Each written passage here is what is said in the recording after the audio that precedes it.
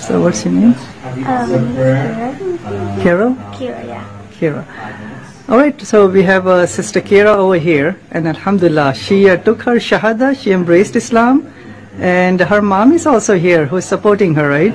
But I'm just so curious, mashallah, such a young, sweet girl, she embraced Islam. What made her to study Islam and now, Alhamdulillah, to embrace Islam? Sister Kira, go ahead. Okay, so I had always been introduced to Muslims from all the traveling around the country that we did, and I decided to do research, like why do women wear the hijab, and I just did research and I kind of like walked away from it, and I just kept it on the back burner in my mind, and I just did research occasionally from there, and then I met my friend Shiza, and I decided to really get into it and really learn more about it, and so that's how I came to Islam and to embrace Islam.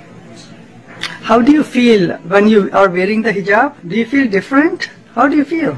Okay, I do feel different. I don't feel pressures from society to be like wearing makeup, wearing like a cute hairstyle. Like I don't feel any of those societal pressures anymore.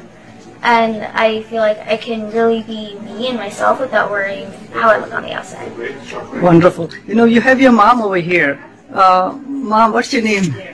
Sarah. Sarah, how do you feel your daughter, right? She made a really important decision in her life. How do you feel about her becoming a Muslim? She did. She made a really big decision. So we've always encouraged our children to follow their own path, whatever that was.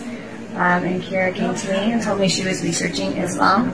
And so we supported her in that, and she read the Quran and said that it spoke to her, and she's had positive improvements to her overall self. And so, yeah, we're at the beginning of the journey, but it's been good so far, and I'm just doing my best on supporting her in however I can do that.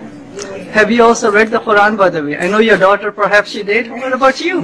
Kira has. I have not read it. I'm beginning to read it in English.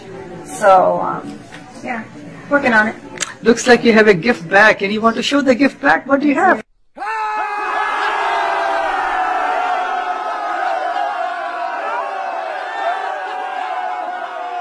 I got some really good information. I actually have a copy of the Quran. Wow, that's a translation. Nice. Yes. So I'm going to start reading that. Some really good information. Questions. Yeah, the 50 common questions people ask. Yes. So yeah, I'm excited to start reading up and supporting Kira how I can.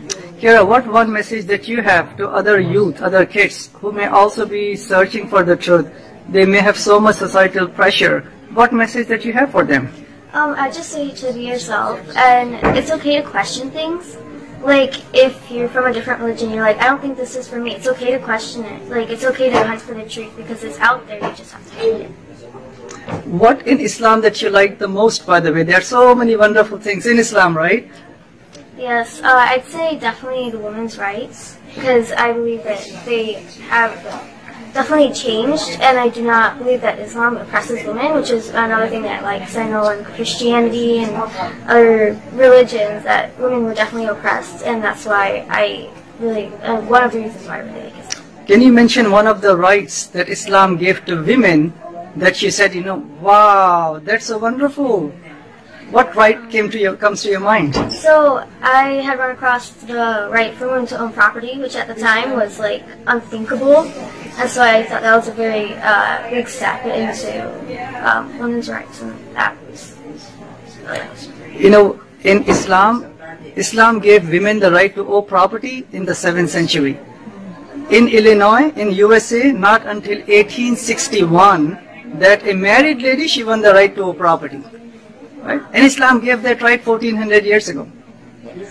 And many rights that Islam gave to women, right? They have the right to education. They know that the oldest continuous university in the whole world, it was built by a Muslim lady. It was built by a Muslim girl, actually.